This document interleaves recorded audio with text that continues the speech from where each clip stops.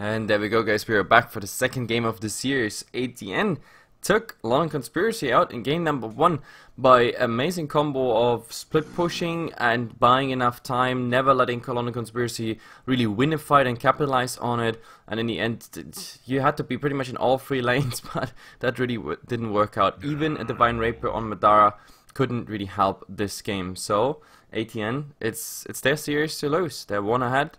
LondonCons, they have to come back now in this game, or it's $300 for the Polish team, which would actually be nice to see, because as I said, I invited them simply because they are an up-and-coming team. They deserve some attention, and in the last game they showed it that they have the potential. Yeah, a strategic victory for them, and a lot of that comes down to just the global presence of their heroes. But this draft is going to start off in almost exactly the same way.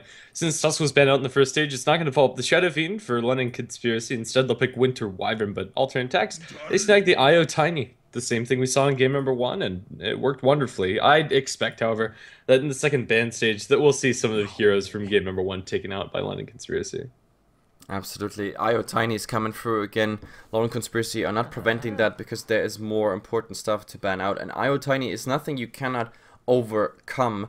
But then again, I mean, who actually won the last game? If you think about it, the IO Tiny, yes, it was successful here and there, but we got like what, only 2 or 3 relocate kills in the entire game. A lot of work was done by the Beastmaster himself with the Necro 3, which he got very early on. He got like a tier 3 tower. We never had any crazy relocate just for siege damage whatsoever. The Storm Spirit also did quite some nice split push, and I think LC was just lacking a lot of lockdown when it comes to the Storm Spirit. They should have banned the Storm Spirit. I said it in the draft that like this is the magical core that could still come out, and they completely ignored it. They thought other things will be more important, and yeah, simply for that reason, they had 3 little combos that could go for split push. If one didn't work out, the second did go for it. Now they have the Beastmaster themselves. Yeah, and the Beastmaster Keeper of Light did so much work in game number 1. The Keeper got so farmed inside the woods. They gave him so much space, got a very quick Aghanim Scepter up, and it's not the flashiest of heroes, but I think he was kind of the silent hero for Team Alter Attack. So it was very difficult for LondonCons to deal with, and let's see how they handle the Beastmaster. In general, I think Beastmaster is a very good hero, and maybe could be relevant in this game. He does a lot of physical damage, and the IO Tiny are very low armor heroes by themselves, but even if he's not doing the damage himself, he enables others to do a lot with the attack speed aura from his natural kit and the probable Necro book that should be coming out. Yep. Especially if you have it that early on, like the Necro book does really a lot of damage. Even though he fed a lot of Necros away, that's why we still had Madara like on a very, very decent net worth and also high levels, but it doesn't really matter in the end. If your fight is just successful when you're like at least 3-4 people, like a one-man defense didn't work out, so then it doesn't really matter. You win a fight, but you lose every time a tier 3 tower for it, or even worse racks, then that's just not working out. Witch Dog is coming out again, so a lot of old names back here on the pitch, and now we get a Lina. Is that a support Lina? We don't know. Not a clue. Yeah, there really isn't any tell. I think this is going to be a support Lina, but there's always that option in Team Alter Attacks to shake things up. Yeah, for LondonCons, they're going to pick up the Witch Doctor, and already they have a lot of scary heroes against the IO Tiny combination. In particular, the supports. Winter Wyvern's ultimate is amazing against IO Tiny. It's almost impossible to be out of Winter's Curse range if you're tethered to the Tiny coming up from the IO. So he's going to have to stay in the backlines until Winter Wyvern either gets killed and gets jumped, or until Winter Wyvern commits the ultimate onto somebody else. If you don't, the IO is going to get punched to death by the Tiny, or they'll just Winter's Curse the Tiny, and there's nothing the IO can do to save its partner. Yeah, and then the Witch Doctor damage could very easily do them in during that duration. So I think already LondonCons are a little bit more well-equipped to deal with more mobile heroes, especially since all of their major lockdown spells, the Winter's Curse and the Beastmaster Roar, pure BKB. Yep, this is going to be very, very interesting. People are going fully nuts that the IO Tiny is going through. I just see the reaction in chat. But guys, IO Tiny does not mean you actually out or lose this game. As I said, like this was really a team effort last game. The red didn't come really out just by the Tiny and the IO. They had a nice way to also keep LondonCons occupied all the time. However, now looking at the Klings as a second core, this is also someone who can split push for real. Like, it clinks, especially with the Desolator. The damage on heroes as well as buildings is absolutely insane, and therefore you have to take care of him just like the Beastmaster last game. That said, it's not going to be an easy game for the Clinks inside these fights. He's very vulnerable to being blown up, and he's not going to want to go into defensive items. Although this game, I think like a Desolator into Lincoln Sphere could be a very mandatory build coming out from Team Alternate Attacks' Clinks. They have a lot of damage to kill him off, but on the same side of the coin, or on the flip side of the coin rather, Clinks is going to be able to kill off these supports fairly easily. Maybe not the Winter Wyvern. Cold Embrace is amazing against Clinks, especially if there's not going to be an Orchid coming out from him. But as I said, it's going to be another split pushing game, more often than not coming out from Team Alternate Attacks. Their team fight is very, very weak at the moment. It's very single target focused, and it's just going to be another pick off and push game. Yep, pick off and push. That's what ATN played first. Broodmother getting banned out by London Conspiracy. That's something they don't want to deal with in the offline. As for offline, we still need something for ATN. There is a lot of things to pick. There would be a Clockwork if they really want to, but I don't even think that fits too much in this game, because I don't think they're too much in, like, they're not really interested in fighting. I mean, we have maybe setups later with the Lina and a relocate, or finding someone with the Clinks and then relocate on it. That would be, yeah, that would be pretty easy kills to grab.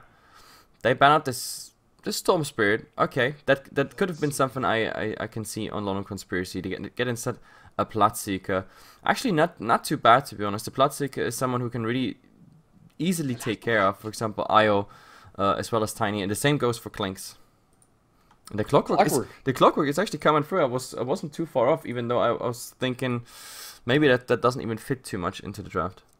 Clockwork's always good, especially on the Dire side. It's very easy for him to abuse the creep equilibrium and make sure he gets experience at the very least. That's all Clockwork really needs. In general, is a really good offlaner, and I think is a good pick for alternate attacks. He's still not going to be very good in those large-scale engagements, which I think that Team Alternate Attack should look to avoid. But if they can just play the split pushing game that they did in game number 1, this draft looks like it could function in a very similar fashion. But at the same time, I think London Conspiracy are more well-equipped to deal with it this game. Yep. So going into this, the laning is pretty obvious for LC. This should have been in the mid Beastmaster. On the offline, we have the Bloodseeker, Witchdog, Wyvern, Tri-Lane.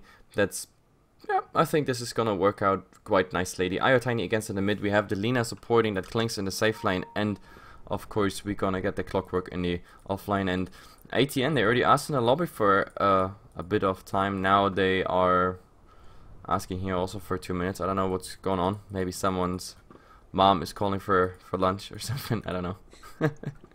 Yeah, I hope it's not anything too major. I mean, Clockwork's here now, so I'm not sure why they need 2 minutes. Let's go ahead and introduce our teams, I suppose. Oh, we have this downtime on the Radiant side is London Conspiracy. Kaiser's going to be playing on the Shadow Fiend.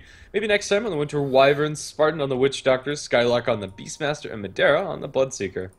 Yeah, and on the other side again, Exotic Deer again on the Tiny. We have Io being played by Nisha, Supreme Hero on the Clinks this time.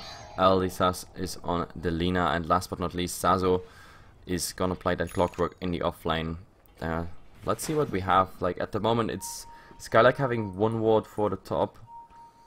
The rest is on the Winter Wyvern plus Spartan having a sentry ward. Nobody's really going in one direction. Nobody's really interested in early fighting. It looks like the bottom rune is what London Conspiracy wants to secure here. Yeah, and then top rune for alternate attack should just be a 50-50 split. I don't think Beastmaster is going to be able to do very much at all up here. He's going to scout with the boar, but at the same time not going to feed that away to the enemy team. He'll know who's around, and that'll give us some nice intel at the very least. Bottom area, Clockwork's trying to get his ward out, but he'll be forced to put it in a pretty defensive spot. They might know exactly where he placed it if they can spot eyes on the Clockwork's inventory. They do have a sentry at the ready to go ahead and deward this, and they'll find it right on the money. Directly on top of it. Easy going. That's the first CS to Spartan, the first blood on the ward. Don't speak so soon. The IO actually got a Beastmaster boar. Okay. Yeah, there goes the first CS. Actually, it's worth about the same, so it's about 50 gold for each. So, very equal game so far, guys. Nobody knows who's winning. So it's a 50-50 rune split, it seems like, even though Sazo is pushing them back. Dawn is getting a tiny bit damage, Madara as well, but well, it's just buying them a bit time before they go into the lane. It's still a 50-50 split. Io is gonna get it, which means the courier is coming out with the bottle right now, so they're ready for whatever they need in the mid with the bottle plus healing that Tiny. You have to see how Kaiser is doing this time against the Tiny. Last lane he had a horrible start. He was like 1-1, 3, 4, 5 minutes into the game. That was really bad for him. Two big differences this game. He's on the Radiant side, so the stacks are going to be a lot easier for him to come by, and he also has help from the support to start things off. Spartan's dropping very low on the Witch Doctor, needs to be careful. The Shadow Fiend's going to Secret Service those IO Wisps, but already Witch Doctor probably forced to use his Flask, and if not, he's playing a very dangerous game, but this should go a little bit better for the SF. And Skylark taking so much damage here. The Lina, the harass was absolutely real. Even Dragon's Life just committed to this, plus the Klink's getting 2 hits there. With the Searing Arrows. To be honest, if he gets on level 2 a Light Strike Array and the right clicks are coming through, this might be really bad. And now, well, how is it going this time with the Shadow Fiend? He got, well, 1 CS, 1 deny. That's pretty much it. There's the third soul. He really has to be careful. Sazo, well, he scouts out the double pull here, so he's getting at least something out of this. Maybe next time he's coming in. No Arctic Burn harass just as of right now. But yeah, they have to be careful. They can't give the Clockwork too much. Yeah, it's very interesting that Beastmaster goes for so much regen and doesn't get a Stout Shield inside this lane. Stout Shield's almost mandatory when you're dealing with Alina. She has so much ranged poke, and also the Beastmaster is going to take a lot of harass from the Klinks too later down the lines, though the Stout will be a little bit less relevant there, Searing Arrows or Stout Shield or not. Across the board, looks like ATN are getting a slight advantage in all of their lanes, and even the Clockwork CSing very well. Compared at face value to the Beastmaster is doing about the same when it comes to experience, but getting a little bit more gold. Yep, the runes are spawning. I don't think the 2-minute runes actually have crazy influence on this game. Maybe with some harass here by the double damage Witch Dog, that is interesting. He has a relatively high right click damage, so 120 now with a double damage rune, that of course really hurts. Like for example, the IO should lose, I don't know, a fourth of his HP just by a Spartan right click. So that's not really happening. But oh look, in the mid they want to go here for Exotic Deer. The Avalanche is coming out just as a defensive tool. But you see what damage they can do. That was 2 races and I think 2 right clicks each or so, and he was really low already, and that is with IO healing. Yeah, and he needs to be very careful. If it's cut out by another cast, that could be the death of the Tiny. There is another cast cooling down right about now, and Witch Doctor is very close to having his level 3. That could be relevant, but I think Tiny is going to play defensively enough for the time being. Yeah, very passive early game, and I don't think anybody expects less when you're going for the 2-2-1 setup from both teams. It really does stop your ability to go for rotations, and these offlaners might be the ones to get first blood. Speak of the Devil, Skylark up top with the Strafe as well as the Searing Arrows. That's supreme to pick that up. Yep, I mean the offlaners in comparison they're doing completely differently, because that Clockwork, he's just doing fine. He's absolutely fine. Grabbing experience, grabbing CS. He has 5 CS. Now that's the 6th one. He's interrupting like those pulls of the Winter Wyvern. There's not much they can do. There's no active harass coming in here by maybe next time. Did he even use the Arctic Burn once? I didn't see it so far. So there's not much really coming at this point. And well, Skylark, he doesn't have such a good time. I mean, this is Searing Arrow dealing with the Lina that is having a crazy range and everything, putting Dragon's Life on him. But oh, there's a nice, oh, this cast could actually be very interesting. But no, there's the Avalanche forward. But yeah, it was nice by Spartan, the timing at least of that stun. But yeah, nothing to follow up. Yeah, if Shadow Fiend was a little bit closer, maybe gets a raise onto the IO, that could have been a very easy kill on any ship. But now he's going to find himself the Bounty Rune and should be able to sustain himself and the Tiny for a little while longer inside this lane. Bottom lane, Clockwork's going to be dropped low, but he has a Flask still and will be able to sustain himself. And up top, the Beastmaster needs to play very carefully, but both of the offlaners are still getting XP. Oh, Cascade mid bounces back and forth with rotation in from a hasted Winter Wyvern. Exotic Deer going to get the toss back on the Shadow Fiend. Ray's going to completely miss. And now, no turnaround on the Winter Wyvern. Too darn fast there, and they'll barely dodge the bullet. But still, they establish much better lane presence at the moment than the last game. Sazo, what's actually happening here? He's getting a lot more damage, of course, there with the Blood Rage. He's a bit surrounded. Madara's not really going for the right clicks here, but there's still a battery sold on, and maybe next time... Oh, this is absolutely a kill. His Arctic Burn just ends as he's getting that. And Madara, I think he did the right call. He saw that one coming and didn't go for it. He knew there's also a rotation incoming. So 2 kills at the moment for ATN. It's not really working well. Also Skylark now almost losing his boar. At least he's getting some experience now with the creeps being pushed forward because the Lina is not there anymore to pull anything. And smoke purchased up by the Lina, and that's going to be flying out soon. So maybe they'll look to make some sort of rotation. Clockwork is getting very close to his level 6, about halfway through They level want 5. a double race here, Paralyzing Nisha, mid. They it's won't be actually able to find bouncing the one double more raise, race. but with another bounce, they'll be able to get that raise through. Jesus, that was well played actually. I did not expect this to bounce again on him. There was an entire new creep wave coming, but RNGesus there on the coconut was absolutely there. 2 raises. The second one not thrown out instantly. He really waited till that the tether comes out. The tether replacement was not an issue for Kaiser. So yeah, his start into this game way better. Both of the safe lane farmers are doing pretty well. The Bloodseeker as well as the Clinks are farming to their heart's content. You already have the Soul Ring up on the Clinks as well as the Ring of Aquila, and they're pretty much neck and neck in net worth. Bottle going to be dropped down on the ground, refilled up by the Ios. He TPs into mid. Nope, bottom rune spot. There'll be Cogs, about to fly away, coming up from the Winter Wyvern, and he's going to be just fine. And now, Sasu going to look for the TP out. He will, with Battery Assault, succeed. Witchdart taking a lot of damage from those Io Spirits. Avalanche through. Madera's going to be tossed in the air straight into a Light Strike Array. Madera is dropped low, but with the Cold Embrace, Winter Wyvern's going to sustain him. Exotic Deer can't secure any of these kills immediately. Madera's back up and running, going to get the Rupture over onto the tiny Light Strike Array, going to connect onto the Shadow Fiend, but with the double damage and 1 raise connecting, Exotic Deer is going to go down. Winter Wyvern drawing that blood. What a clutch fight here overall. Like, I did not see this one coming, but like everybody really rotating in so they could finally get something done here, finally get a nice kill. And that was also a kill that was very much needed because the Tiny needs to die, just like the IO. Like, that's very important. And I would also say, like, someone else has to die soon. It's Supreme Hero on that Clinks because he's farming away at the moment. He's 49 and 15. He's owning that lane. Skylark is far away from getting something decent. I don't know. This is 900 gold. Not sure if he goes directly into the Necro without approaching anything else.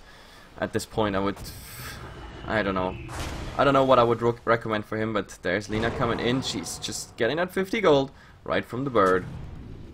And it's also pretty relevant that it denies the vision away from the Beastmaster. He's currently going into this top lane completely blind when it comes to ward vision. All that he gets is from his summons, and although he has the board to peek around corners, it's a lot harder for him to survive now. And Skylark's already pretty low. If they catch a Light Strike Array, he's going to die, I'm pretty sure. Yep. Spartan is getting some nice farm while the Shadow Fiend is actually clearing out the camps. There was nothing stacked for them. He cleared this one already out. I think that was a double, but the other one was a normal one. This stacking, no, that was not even a stacking attempt. They go for the 8-minute rune here. That's pretty much it. But this one is Grandid. That's a bounty rune. Top a haste rune. Haste rune always something, well, dangerous. But as long as the IO just grabs it and no one else, it should be just fine.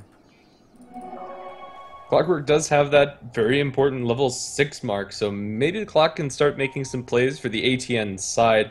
Although, who can he solo kill? Pretty much the Witch Doctor is the only hero that he can convincingly take down. If Madera's already a little bit low, maybe the Bloodseeker too, but without Blade Mail, killing off the Bloodseeker is going to be very difficult. Lots of stacks being cleared up by the IO and Tiny. They have a stack over in the medium camp too, and this is a lot of gold up for Exotic Deer, and it's necessary too. Amount of gold. Oh, Skylark is in trouble. There was a Light Striker already, and the rest is just history. He's definitely going down while they just cleared the stack. Man, I wanted to show this, but this was I think a triple or quadruple stack, and this is a triple. Yeah, this is Wolves, the Ogres, and we have Centaurs. So, yes, he's gonna get a lot of gold out of this. He started with 400, that last stack was 400, and now he's going for even more. And this is so tasty, inexperienced gold. Yeah. On the other side of the map, the offlaner is also going to die, so both teams will get a pick up on the offlaner pretty even there, but the Beastmaster is still struggling a bit behind the Clockwork, still not sitting on that level 6 mark. Once they have Roar, things get really interesting for London Conspiracy. They can very easily set up some kills, especially since Witch Doctor also has his Death Ward up and running. Yeah, I'm kind of surprised the Clockwork doesn't go to action. I mean, he has everything it takes. You got a hookshot, so you're pretty much ready to fight. Landing on... He wants to go bottom, they're relocating in, but with the Death Ward, Sasu's going to be dropped down about a quarter of its HP, but doesn't really seem very relevant. The focus down Nisha, no relocate out, now they'll chase forward for the Tiny with the Arctic Burn going to work. Exotic Deer's down to 234 movement speed, 1 raise, 2 raise, and it's killing spree for Kaiser. That was just too much. This was the Boar and the Arctic Burn, and apparently both stacks nicely. So that tiny, like, it didn't even look like he was moving. That was really just a Batrider with 10 stacks of sticky napalm turn rate.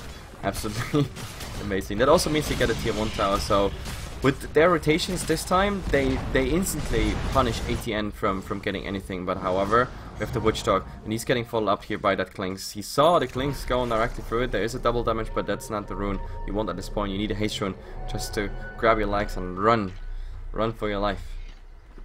Double damage will be secured by the IO, and it would be nice if he could bottle somebody up beforehand, and it looks like he's going to do just that. Partners up with the Clinks, and Clinks is going to be at full mana before the double damage is picked up. That's pretty nice for their team as a whole.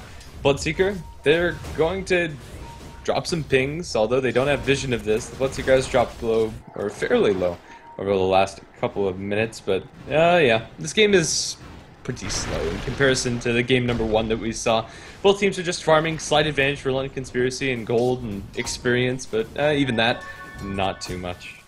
Yeah, when it comes to net worth, I mean, the Shadow Fiend and the Clinks, they're doing fine at this point. Madara, not as high as I actually thought he is, but of course he's completely independent also at this point, which is of course a good thing. He can do whatever he wants, and he has of course his Midas rolling now, and that's very, very important for him. From now on he can like go into the big items. I guess S and Y is coming out like a standard build on the Bloodseeker. I don't think we have anything else experimental.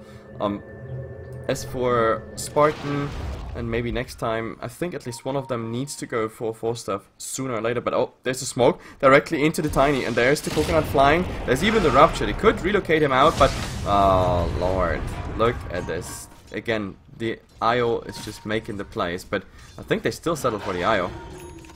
Yeah, they'll probably get the IO on his return trip. They'll even commit the Requiem for this. Oh, Hookshot cancels it, and Dawn is dropped low. Mechanism will be used, and they'll turn with the Requiem. And now Clockwork in a little bit of trouble. It's going to be slowed down. My goodness, that force, though, is ridiculous.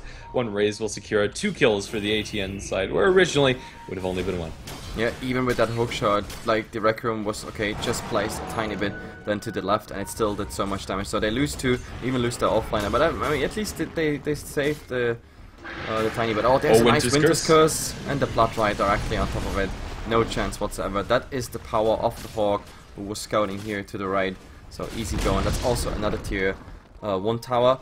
I'm kind of disappointed that the Clinks is not going for some split push. Now he's actually working on a tower, and look at the big chip damage they're going for. On the Conspiracy, however, if they're not interrupted, might even go for more here. Yeah, in stark contrast to game number 1, London Conspiracy are getting a good amount of map control and getting a good amount of space for all of their heroes, and the Shadow Fiend is where he should be at this point, dominating the net worth chart, and he has a blink mechanism up and running. Tier 1 tower is going to be dropped down to about 1/3 of its HP, but will be defended by the Bloodseeker. But bottom line, Gorillaz Gas going to be thrown out, bounces back and forth, and Spartan will be able to retreat, but he is, for now, very alone. Blink dagger. That blink dagger could actually really like ruin his life right now. Blink it forward, and the toss, and that was pretty much the story I was just telling, but look at it, they're still slowed. There is no relocate available at this point. Nope, there is not. Actually, there is. Never mind that, it was already ready. Ha. But yeah, the IO. Bye-bye. Rip in pieces, IO, but again, this is kind of the trade that IO makes time and time again, where you just go for the sacrificial save onto the Tiny, and he'll succeed in doing so. But it's an unstoppable spree for the Shadow Fiend. He is getting a lot, but it's not the kill that they necessarily wanted. Really good positioning coming out from Nisha across the board. He is 0, 4, and 1, but most of those deaths have been bailing out Exotic Deer. Yep.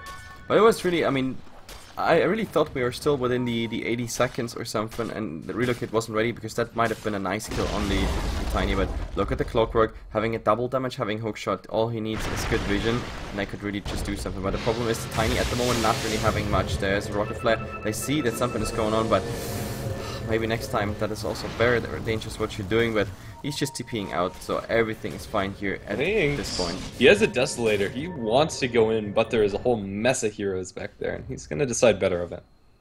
And the first time we see this Desolator in action, this might actually be a bad awakening for London Conspiracy, because Clinkses with Desolators, they're just scary as hell.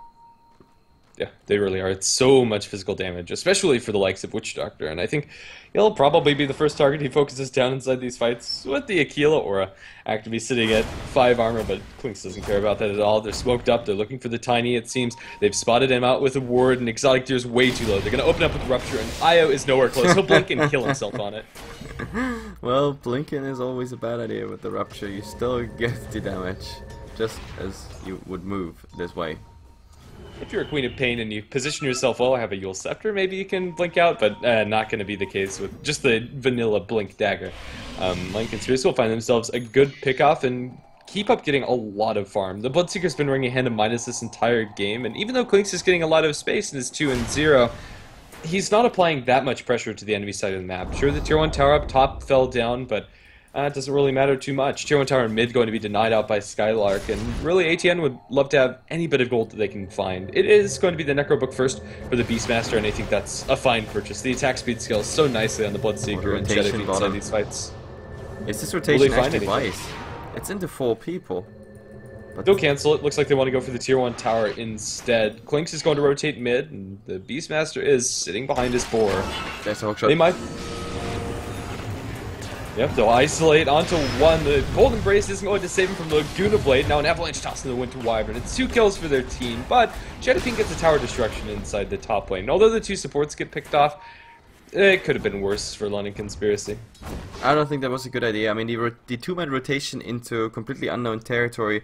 I was surprised that ATN didn't commit. They thought like there's more of a rotation coming, but after they found out, oh look, there's still 2 cores top, we can easily go for the tier 1 tower, and since we're so fast with pushing and everything, we might as well just, you know, go for more. The Clink's already working on tier 2 tower, the cliff being used, so they loop around. It could even be more at the moment. Beastmaster is scouting, they have the vision, there's no hook shot. What they need is, nice roar here on Supreme Hero. He's completely, no, he's not completely out of mana, but there's a Rupture, and that's an easy kill. Question is, do they find more? Nope, there's a TP out by the Clockwork, had the mana to do so. Yeah, Clinks at this point can, in theory, have Death Pact up 100% of the time, but whenever he doesn't, he's very squishy. And now LondonCons will go straight into a Roshan Pit. 2 points in the presence of the Dark Lord, Necrobooks on the ground with a little bit of attack speed coming out from 2 points of Inner Beast as well. And this Roshan is going to be dropping very quickly. He'll punch very hard because he is Blood Raged up, but I don't think ATN can really contest this, even if they had vision coming out from the Flare. The Flare is going to scout this out, flying through, but there's the Aegis for the Shadowfiend. Did you see how nice and shiny red Roshan is when you Blood Rage him? Yep. And you're not impressed at all. I hate you. I've seen it before. It's not mind-blowing. Man, I'm so happy because it looked so cool, and you just take everything like a black hole of emotions. Sorry, I suck the fun out of everything, but it's still... yeah. Witch Doctor and Shadowfiend gonna go into the enemy woods, and this might be a fun fight. Exotic Deer and the Io are going to bump into him, blink down the bounty rune. Shadowfiend will steal it, and that's all she wrote. No actual initiation, although Clockwork's coming in from the sideline. This rotation for the Io and the Lina and the Clockwork has been completely spotted out, so we don't expect LondonCons to get caught unawares. That was again one of these situations where I think ATN is just not confident enough, because you just had a Shadowfiend blinking in front of your eyes. You could have easily blown him up. There was enough around the corner even to kill him. No BKB on him, just the Aegis, but that was the probably best opportunity to take away the Aegis from LondonCons before they go and actually do something with it. But talking about it, they're already going into it, and there is, Clockwork, he's running, trying to do as much damage on Madara with that black blade mail they can do, but it's an easy kill. They have enough sustain. There is, in theory, a Cold Embrace. You could use it on Kaiser, but at the moment top lane doing it. But they want to look for it. Relocate away by the Io is going to get the Tiny out to safety.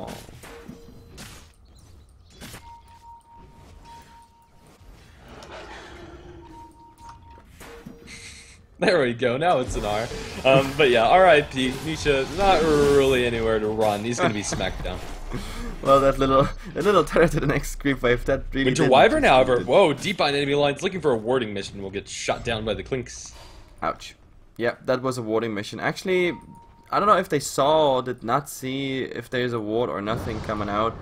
Maybe they spent some wards there, so his death might not be completely in vain. There's a double damage rune, and that is of course really good news on a Clinks. I mean, he's hitting now for 200 and too much damage. That's 2 on 130 right there. They have to be careful. Yeah, a dangerous situation, but there is that Aghanim Scepter up for the Tiny, so ATN can start picking up a little bit more farm, but right now, they are being out-farmed by the Shadow Fiend and by the Bloodseeker. You have the BKB up for the Bloodseeker already, and Shadow Fiend is just a couple of gold away from having that finished.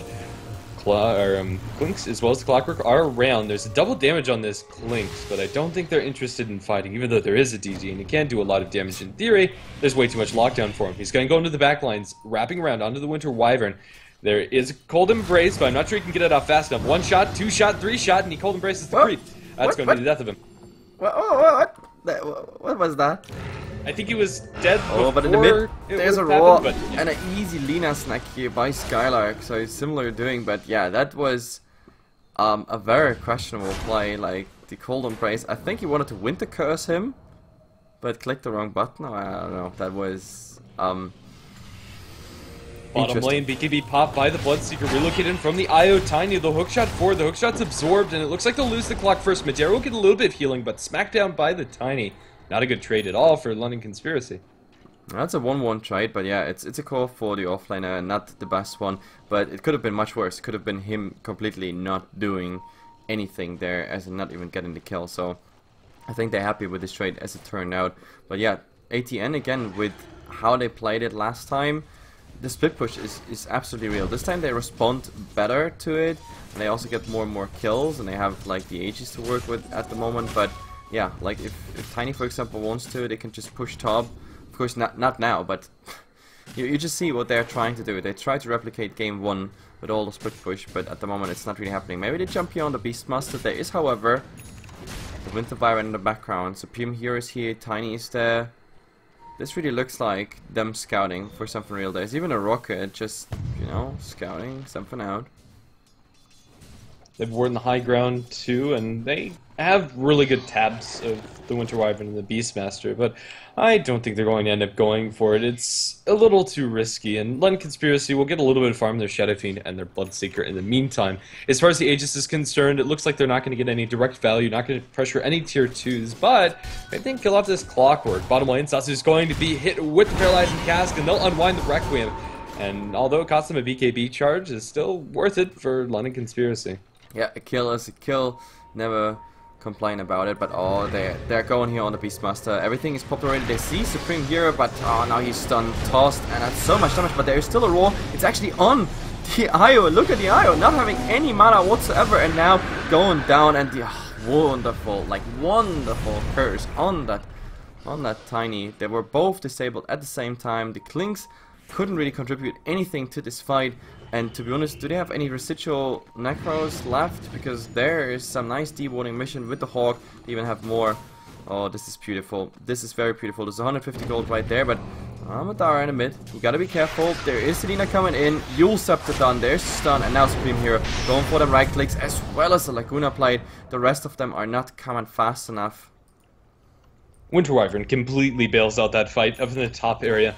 With the Cold Embrace onto the Beastmaster, surviving on very low HP, but oh, hookshot in. They'll catch out Spartan, but another Cold Embrace is going to bail him out, flying up to the high ground. Arctic Burn, and Winter Wyvern will live for a while longer yet. Jumping in, the Shadow Fiend is going to start right-clicking down Sazu, taking a little bit of damage with Blade Mail, but not near enough.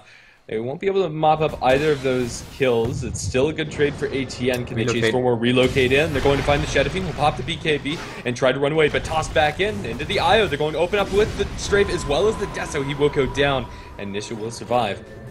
There's nothing they can do. Beastmaster was actually around with a roar, but it was just way too late. And as I said, ATN, the split push is real. They're going for it. While they're fighting top, Delina was making sure there is some damage on a tier 2 tower. Top, the Tiny can't really go for a push because the creep wave is on the other end pretty much. But yeah, Lone Conspiracy losing a lot there. Like, they had a tiny advantage, but with the last fight soon getting updated, I think we look at a very equal game. Yeah, pretty much. Clinks now has his completed BKB, and although there are a lot of tools to go through that Black King bar, it's going to make Clinks' life a lot easier this game. This is starting to get a little bit scary. The Winter Wyvern doesn't have any sort of defensive or positioning item to keep herself safe inside these fights. And invisible Lina. With Laguna Plate ready already. This is... Oh, Lord, this low cooldown on it. Splinter Blast actually getting on an invisible... But he didn't notice. I don't think he noticed. The Clinks is there. Lynx will just run away, and I think that's going to be it. There was too much back up for the Winter Wyvern for Lina to comfortably go for that. It is a support Lina after all. All that she has is that burst combination. I don't think it would have been quite enough, as Winter Wyvern is sitting on the cloak. I'm still surprised how much farm the Lina actually has here at this point, because if that game continues, and it looks like it's going to continue at least for another 10 to 30 minutes or so, because Lone Conspiracy will not give up their base, even though ATN starts to keep pushing. But yeah, with some crazy fights, but Roshan also spawning. By the way, we know soon how long Roshan is going to take. In like 10 seconds we know the rest of the 3-minute timer. But yeah, the Lina can actually transition into some core role, because right now she has everything to grab the farm for it. She has the Yule Scepter, can blow up whatever she likes, and Roshan is pretty much going to take exactly a minute on top of it. A bit less, it's like 50 seconds or so. Both teams have amazing heroes to control vision around the pit. Clockwork will kill off the bird with the flare. So it looks like ATN will have a little bit better control over when Roshan is up. But both of these teams are very good at taking Roshan and reasonably good at fighting inside the Roshan pit. So I don't think either team will be super interested in going for that unless they find a pick off first. Yeah, and these wards there are doing so much work here at the moment, but well, with that gem on the Beastmaster, everything should be fine. He needs some more gold to get the Blink Dagger done, so he's really mobile. The Lina, well, in the mid, she's just farming, but you see how ATN is spread still. They have IO Tiny, so those two, you can always count them into a fight. The Clinks is relatively fast at joining fights, and yes, if they commit to that mid tower, then there will be action in the bottom lane. There's Sazu, their Supreme Hero, you can easily go for it, and even top, look at it, this is double tower trade for one.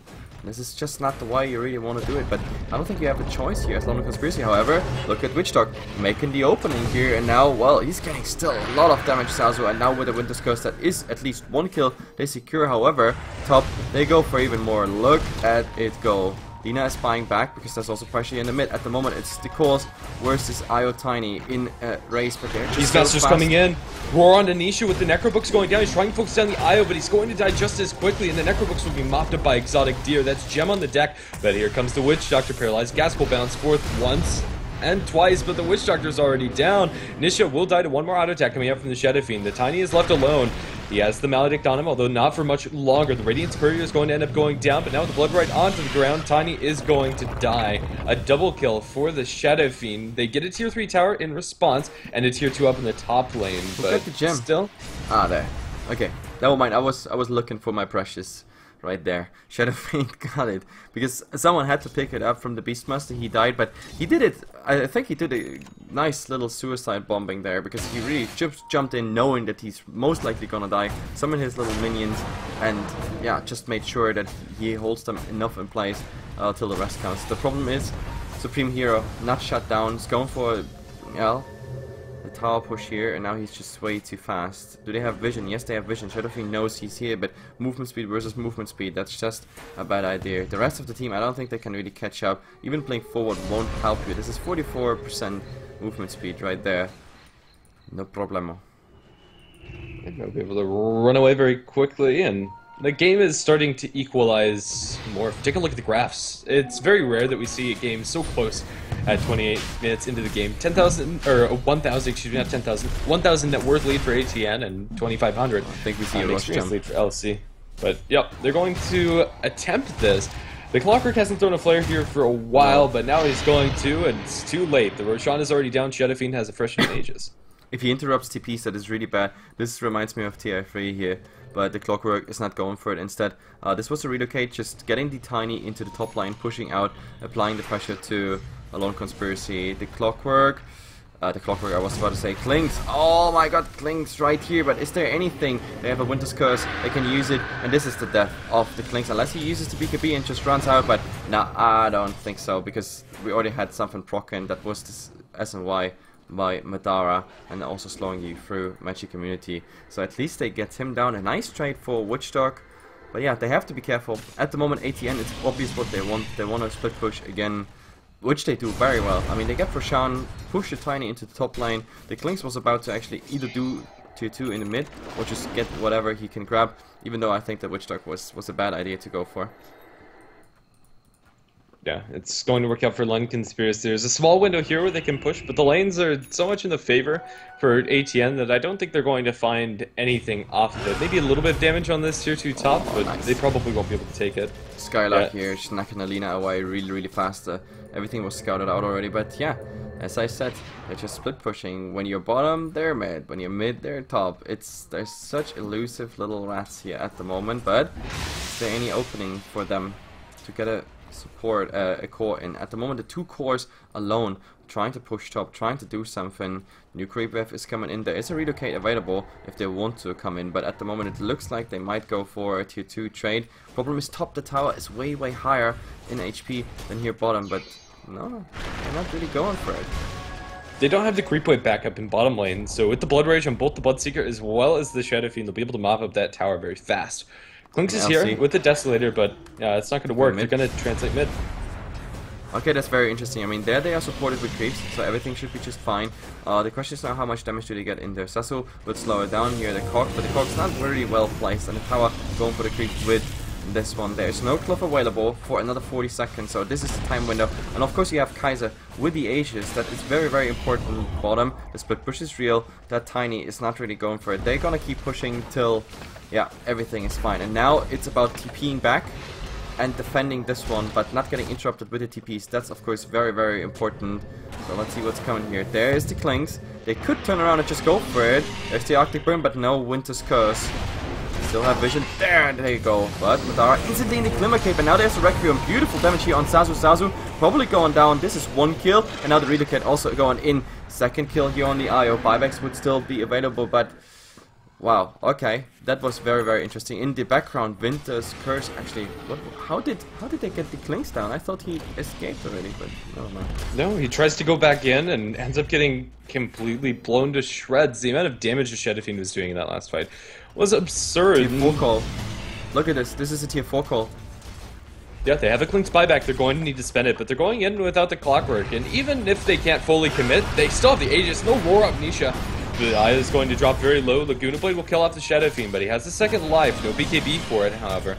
Is the support there? They'll get the toss-up onto Don, but with the Butterflies missing a couple of those auto attacks, and he's going to get out of there with the Glimmer Cape. They're getting some cleave damage through, but not near enough. Don will blink out. And everybody's just fine, except for maybe Spartan. Toss will kill off the Witch Doctor. Can't get the Golden Brace in time, and now maybe next time is going to be hookshotted in. He'll get the Golden Brace onto himself, but a blink forward, and Tiny finds himself a double kill as he mops up the Shadow Fiend. But even though they get a couple of kills on the retreat, Glimmer Cape TP by Winter Wyvern will be successful. It's not going to matter because LondonCons, they got the barracks, and they forced out the buyback on the Clinks. Yeah, buyback on the Clinks, buyback on the IO. IO was a dieback, in fact, so it was kind of okay. Bottom. The push by the Tiny only got about, yeah, 2/3 of the tower. They will probably get the tier 2 in the mid if they're fast enough and there's not much defense. And I don't think you can actually go in it at all. But again, a 6,200 gold courier snipe by Supreme Hero. Jesus Christ, what was in there? Madeira Ultimate Orbs and Boots of Travel for Skylark. This one really hurts for a lot of conspiracy. Another 3 minutes down and they can't really do anything here. Oh, there's a Rupture on a Tiny. Is there a relocate? Oh no, this is actually a relocate in, and now there's a Winter's Curse. Look at Sasu helping with the entire thing, but Spartan getting so much damage here right now. He's really trying to heal up. There's a Glimmer Cape, keeping him alive. Sasu, oh, that last one is actually going through, but Madara getting so much damage right here. Actually holding him nicely in place. Look at that Death Ward doing so much damage on Supreme Hero, but is he low enough? Is he absolutely low enough? That's the big question. No. There's no Bloodthirst on him. They still have somehow the vision, or do they? Not really. Beastmaster has the gem, but man, that was really close to actually get the Bloodthirst vision on him. Yeah, that's not enough for ATN to be comfortably back into this game, but they haven't lost yet. It's pretty much the state. They bought themselves some time, especially with that courier snipe. There's 2 minutes where the net worth is significantly decreased coming out from LC. The Scotty will be finished completely when it is up and running for Madeira, so there's that. But ATM have found a new lease on life, and they can very easily come back into this. Oh, I think they saw her yesterday, and I don't think he wants to actually spend a roar or anything like that, because it's first of all on cooldown, but they don't even need it. That's an easy snack away on the Lena here. I'm not really sure what she was supposed to do there, but yeah, caught out and dead. A very easy pick off, and when you're dealing with the Beastmaster Hawk on the enemy's side, it's so scary for these supports to be going out alone. I'm pretty sure that was a warding mission coming out from Lena, but a very dangerous warding mission at that. War is now off of cooldown. The Beastmaster can look for a Blink Roar initiation. If they find the IO, that could be the death of him. Let's take a quick look at the Radiant Vision. They're going to spot him up very shortly with the Hawk, and I think this is the death of Nisha. Blink for it. They have the Gem Vision, and they're going to find the IO, and they also get the Tiny over the sidelines. They cancel his TP, and now he can only fight. He might be able to get one kill, but not even that with the amount of sustain that they have. Exotic Deer will also bite the dust. There's buyback on this Tiny, but a Tiny without an IO is significantly less scary. This might have been actually game here. This might be exactly a game. I mean, Tiny's still there. He could buy back. But this is a tier 2 tower, unless they just go and say, guys, we gotta go push mid, force that Tiny buyback, but I don't think so. I think LondonCons they're fine here with this lane. Just go for it. Winter Vibrant maybe with the Splinter Blast, clearing something out in mid, something like that. For now, it's just some warding. They go towards the tier 3 tower. Luna trying the best to like slow this all down, but Madara already working on the tier 3 tower. Cliff not available for a long time. There's Spartan initiation. It's only once bouncing actually, so what's happening here? But there's a hookshot forward, and he's going down. No, he's actually not going down, but now we have a rupture on that Clockwork. No, actually it's on the Clinks. So now this is going to be interesting. There's a Winter's Curse, and look at Supreme Hero working on his own Tiny. There's a relocate maybe out. It's so much damage at this point. No, they're not going to get it, and this was a Tiny buying back. This is also Clinks not having a buyback, and this is, I think, game right here as everybody's still alive except for Sparta. Elsie says has to leave his own base. He's not welcome at his own home anymore. Madara low HP, he gotta be super careful. But Nisha trying its best with well, with all the Ghost Scepters, they actually have a tiny chance of like doing something for some seconds, but overall the right clicks are just too strong. Blink forward and also clearing Sazu out. Lightstrike Array buying some time. Maybe next time. There's the Rampage of Kaiser, and GG well played has been called. LondonCons to come back in game number 2. Yeah, that's going to be everything rounded out. They'll get a light circuit around Kaiser at the end of it, but now the series is 1-1. A lot of that comes down to the fact that ATN, it really never felt like they had control over the map. Even though this game was very even, as was game number 1, they never were able to convincingly take down those towers. There was that one trade when the Tiny was pushing top and the Clinks was pushing bottom where they got a little bit of map control going their way, but it was mostly just a defensive maneuver, and this time around works pretty nicely for LondonCons. Those last couple of fights were very convincing. I think the biggest mistake was that, I mean, that kill bottom on IO that already bought back, on a Tiny that has the buyback still, but I mean, without the IO, just half worth pretty much the price. I think they wanted to play just like last game, and if you ask me, I think it would have worked out over time, but not if you go for the same playstyle if you have your buyback on cooldown. If they would have waited a tiny bit with the IO actually going that far out in the bottom lane, for example, they might have like stalled this game for another 20 minutes, and then you know what can happen with the IO Tiny, and even like going for some backdoor action. But like giving away one of your most crucial heroes and then forcing Tiny in a buyback into a dieback for reals, then that's not really working out. So guys, 1-1.